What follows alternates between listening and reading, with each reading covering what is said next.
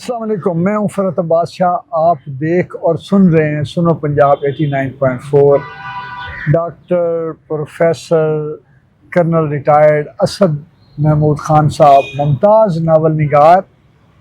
नहायत संजीदा और मोतबर मुहक्किक और शानदार नक्काद हमारे साथ। ये इसलिए ज़रूरी है बताना अपने सुनने और देखने वालों को कि मुझे ऐसे लगता है कि जैसे हमारे मुआशरे से जो मोतबर अफराद हैं,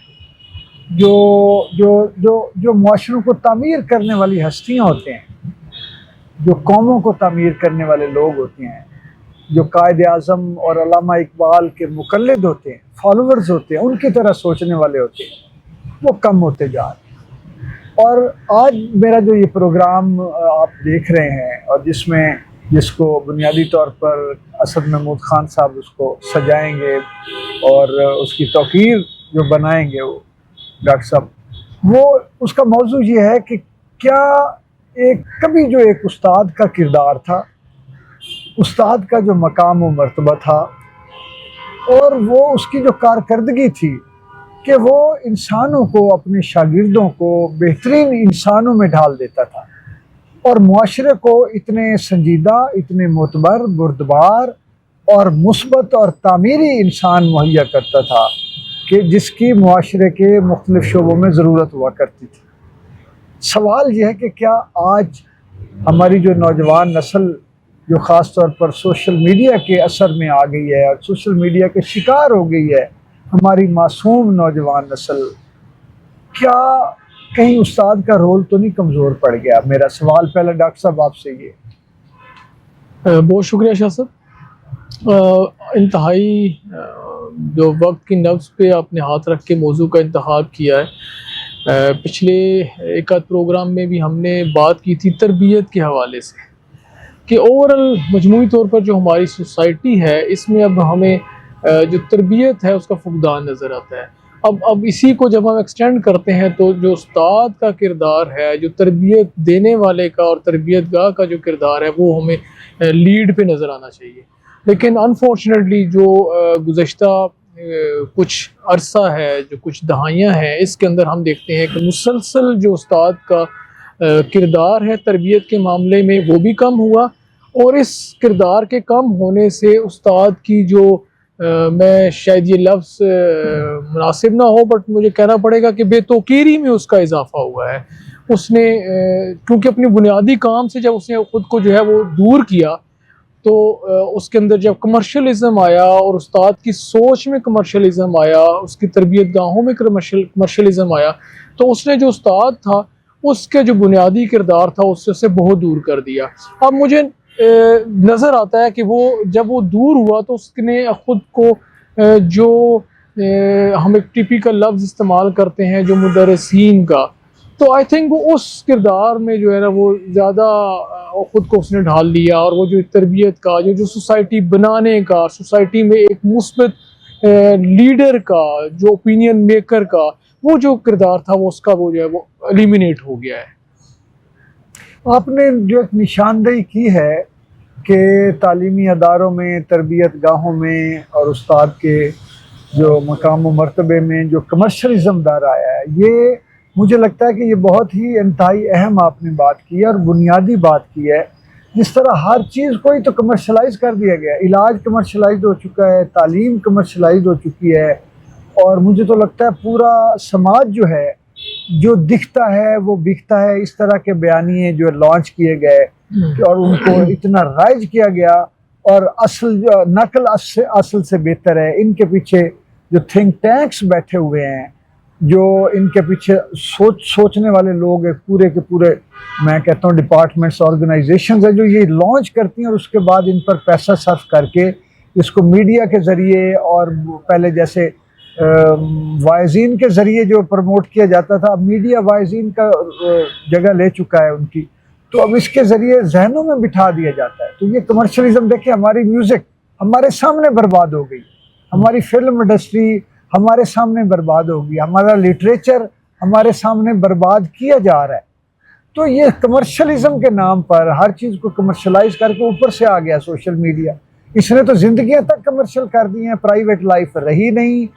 और घर में बच्चे बच्चियां हमारे जो है वो टिकटॉक के ज़रिए फलां, फिर साथ में पैसा भी जोड़ दिया गया है, जो उनको फॉलो करते जाओ तो पैसा मिलता जाएगा। अगर आप कहीं भी संजीदा और किसी एतबार से कोई तामीरी फ़िक्र को लॉन्च करना चाहेंगे या अपने तामीरी मुस्बत कोई बात करना चाहेंगे तो उसमें आपका पैसा रुक जाएगा। तो ये सारी चीज़ में मैं तो ये समझता हूँ आज भी कि उस्ताद को इस वक्त आगे बढ़ के, हकीकी उस्ताद को आगे बढ़ के बहुत ही क्रूशल किरदार अदा करना हो। क्या आप इस तरह नहीं देखते चीज़ें? बिल्कुल, उसको ना सिर्फ अब यहाँ पे उसके ना प्रोएक्टिव रोल की ज़रूरत है। अब आपने, जहाँ तक कमर्शलिज्म का मामला है, बिल्कुल हमारी तमाम सेगमेंट्स ऑफ सोसाइटीज़ में ये दाखिल हो चुके हैं, लेकिन जो मुझे ज़्यादा अलमिया नज़र आता है या जो मुझे तकलीफ़ का सबब नज़र आता है वो ये है कि मुझे उस्ताद की सोच जो है वो कमर्शलाइज होती हुई नज़र आती है। उसकी सोच के अंदर देखिए, आप कुछ अर्सा पुराने 25-30 साल पीछे चले जाएं तो आपको ट्यूशन का निज़ाम, अच्छा किसी एक उस्ताद के नाम के ऊपर बच्चों को इकट्ठा करने का निज़ाम, बच्चों को ख़ास तरह के जो है वो किताब तकसीम करने का निज़ाम, उस्ताद खुद ही अभी वो छापता है, खुद ही बांटता है, खुद ही बच्चों को वो इंगेज करता है। तो मैं समझता हूँ यहाँ जो सोच, उस्ताद की जो मजमूई सोच का कमर्शलिज्म होना है ना, ये ज़्यादा अलार्मिंग है, ये ख़तरनाक है। वैसे उसका हक है, या मैं समझता हूँ कि इस निज़ाम का हक है कि कमर्शलिज्म की बुनियाद पर जो हमारी दुनियावी ज़रूरियात है उनको हमें बिल्कुल मद्देनज़र रखना चाहिए, लेकिन यहाँ जो सोच को गिरवी रखने का मामला है, इसने मुझे जो है ना थोड़ा सा मुझे ये डिस्टर्ब करता है कि ऐसा नहीं होना चाहिए। इसकी वजह से जो ताल्लुक बनता है, जो एक माशरे के साथ उस्ताद का ताल्लुक है और जो उसके स्टूडेंट्स हैं उसके साथ उसका ताल्लुक है, वो बहुत वीक हो गया है। अब आप देखें कि पहले हमारे पास क्या था, ये ताल्लुक, जब हम एक बच्चा स्कूल में आता था, पहली जमात में आया तो कम से कम 5वीं में आया, अगर बच्चों का स्कूल था तो उसने 5वीं से स्कूल चेंज होना है तो 6ठी से लेके मैट्रिक तक, मैट्रिक से लेके एफएससी तक, मतलब एक जो ग्रोथ है, एक जो रिलेशन है, उसको एक टाइम पीरियड था जो उनको डेवलप करता था। वो बच्चे की नफ्सियात को बनाते भी थे, संवारते भी थे, जो अल्टीमेटली माशरे को जो संवारने के मुतरादिफ था। तो इस चीज़ ने जो ना मुझे लगता है कि मुझे ज़्यादा डिस्टर्ब किया हुआ है कि यार ये जो कमर्शलिज्म इनकी सोच का आ गया हुआ है। अच्छा, इसने उस कमर्शलिज्म की वजह से ही आप देखेंगे कि आपने एक बड़ा बीच में पॉइंट हाईलाइट करने की कोशिश की कि तख्लीक का मामला। अब उस्ताद तरबियत और दूसरी तरफ उसकी तख्लीक का मामला है। अब वो जो तख्लीकी जौहर है, जो सलाहियतें हैं, वो इस कमर्शलिज्म के साथ बिक चुकी हैं। अब उसने वही सोचना है, वही लिखना है, वही करना है जो इस गिरवी रखी हुई सोच के तहत जो ताबे जो है उसके जो है ना ख्यालात जो डेवलप होंगे, और जब ताबे ख्यालात होंगे तो ज़ाहिर है उनके अंदर एनर्जी नहीं होगी, उनके अंदर खलूस नहीं होगा, उनके अंदर ग्रोथ नहीं होगी, तरबियत नहीं होगी, तो अल्टीमेटली जो माशरा है वो डिक्लाइन की तरफ जाएगा। तो मैं समझता हूँ कि उस्ताद को जो है यहाँ पे प्रोएक्टिव रोल लेने की ज़रूरत है। हमें अंधी तकलीद की ज़रूरत नहीं है कि मजमूई तौर पर जो है सोसाइटी में जो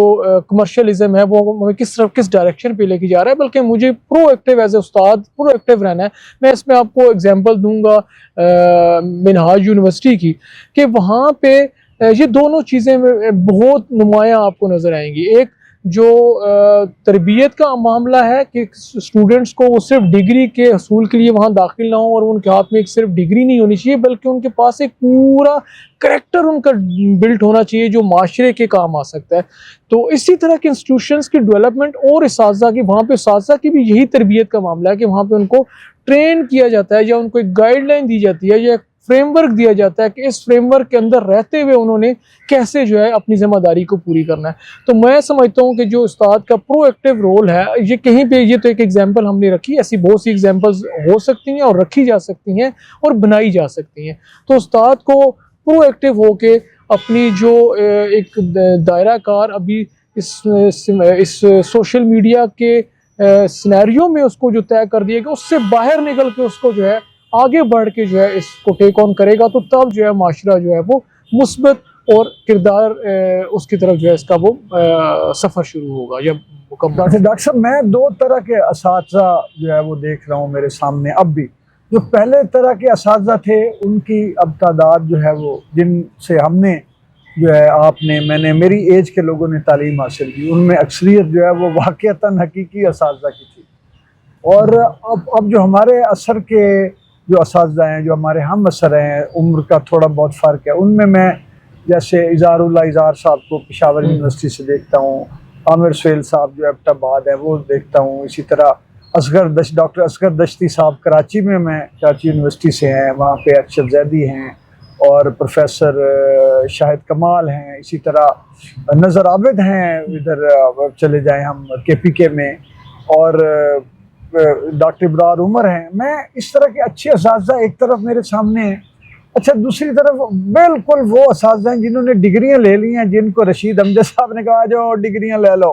तो जो वो थोक के हिसाब से डिग्रियां इस तरह, इधर हमारे किसी लाहौर में उन्होंने कहा जी डिग्रियां ले लो, मजीद अमजद उत्ते कर दो तो डिग्री ले लो, बस थीसिस मजीद अमजद पे होना। तो वो डिग्रियां थोक के हिसाब से जो मिली जब PhD, और वो लोग आ गए जो टेम्परामेंट वाइज उस्ताद थे ही नहीं, उनके आगे मकासद वहीं पे रहे कि मैं हेड ऑफ डिपार्टमेंट बन जाऊं, मैं डीन बन जाऊं, मैं फ़लाँ कॉन्फ्रेंस पे चला जाऊं, वहाँ से मुझे TADA मिल जाए। इतने कमर्शियल, इतने पैसे के हरीस कि वो दूर दूर तक उनके यहाँ उस्ताद वाला मिजाज कहीं नज़र ही नहीं आता। तो ये अच्छा, अब ये भी है कि जो अच्छे, जो अब भी जो अच्छे असातिज़ा हैं वो कहीं हमें यानी कि नुकरे लगे हुए नज़र आएंगे, और ये जो असातिज़ा मिजाजन नहीं है और जो कमर्शियल लोग हैं या मनी ओरिएंटेड है, और जो बस शायर अदीब भी खुद बन गए हमारे उर्दू के शोबे, जो मुहक्किक भी खुद हैं, नक्काद भी खुद हैं, इकबाल भी खुद हैं, फैज़ भी खुद हैं, और अमीर व गालिब भी हैं, और वो दानिस्ता चाह रहे हैं कि जो बाहर शायर अदीब ओरिजिनल है वो मरमुर गए हुए हैं, उनकी ज़रूरत नहीं रही। अब ये माहौल जो हो गया है, सिर्फ शोबा उर्दू का ही ले लें, तो मुझे बताएं कि ये हल क्या है इसका? डॉक्टर आपने बिल्कुल डॉक्टर साहब ठीक फरमा रहे हैं कि हमें अभी भी ऐसा भी नहीं है कि बिल्कुल जो है वो कहत पड़ गया है। आपने चंद बिल्कुल बड़े अच्छे कुछ नाम भी लिए, और ऐसे कुछ नाम और भी लिए जा सकते हैं जो बिल्कुल अपनी मजमूई ज़िम्मेदारी को जो है वो निभाने की पूरी कोशिश में है। लेकिन देखें, इशू ये है कि जब एक सोसाइटी का मजमूई किरदार है वो मजमूई लॉट से बनता है। अब जब हमारे मजमूई किरदार एज ए उस्ताद जो है वो इतना डिटेलेट हो चुका है कि हमें उसको आगे बढ़ाने में या उसको उसकी जो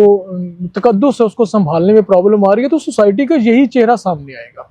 अच्छा, आपने एक डिपार्टमेंट की बात की उर्दू, मैं तो क्या एज अ होल क्योंकि बात कर रहा हूँ कि तमाम शोबों के अंदर यही इशू है। एक तो वो जो आपने डिग्रियों की बात की, वो बेसिकली हमारा भीड़ चार का हमारा शायद हमारा मजमूई जो एक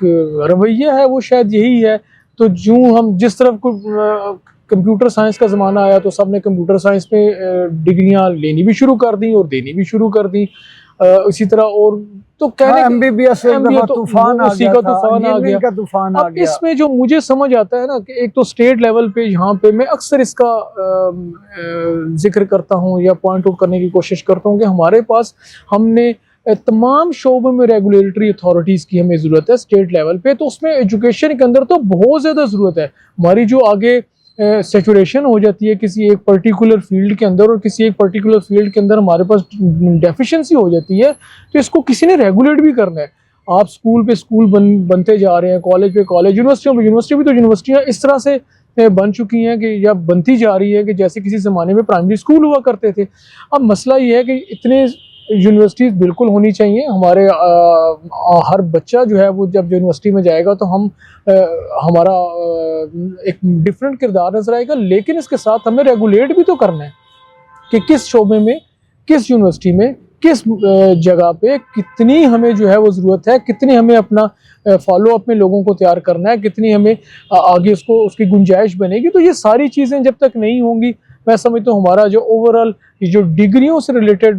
मयार है वो बेहतर नहीं होगा। फिर हमें ऐसी ही चीज़ों से गुजरना पड़ेगा। हाँ, इसमें सहूलत तो उन इसातिज़ा के लिए जिनका काम कमर्शलिज्म है उनके लिए तो आसानी रहेगी, लेकिन जो मजमूई हमारा कैरेक्टर है वो जो है वो चैलेंज होता जाएगा मेरे ख्याल में। जी, बहुत शुक्रिया डॉक्टर साहब। और ज़ाहिर है कि जब हमारा मजमूई किरदार चैलेंज होगा तो सबसे पहला उसका असर जो है वो समाज में नज़र आएगा, उसके मिजाज से रिफ्लेक्ट होगा। तो डॉक्टर साहब बहुत शुक्रिया, आप हमेशा तशरीफ़ लाते हैं और हम किसी न किसी अहम मौजू पर बात करने का हमें मौका मिल जाता है और अपनी बात अपने सामीन और नाजरीन तक पहुँचाने की एक सूरत निकल आती है। और मैं तो इस दुआ के साथ कि अल्लाह ताला आप जैसे लोगों को सलामत रखे जो हमारे वतन, हमारी कौम, हमारे मुल्क और इंसानियत के लिए हमेशा अच्छा सोचते हैं और अच्छा करते रहते हैं। साथ ये भी है, और जो हमारे देखने और सुनने वाले हैं, रब ताला उनको भी आसूदा और खुशहाल रखे। और मुल्क जो है पाकिस्तान, इसके लिए हमेशा दुआ गो रहना चाहिए कि पाकिस्तान है तो हम हैं। इजाज़त दीजिए, अल्लाह हाफ़िज़।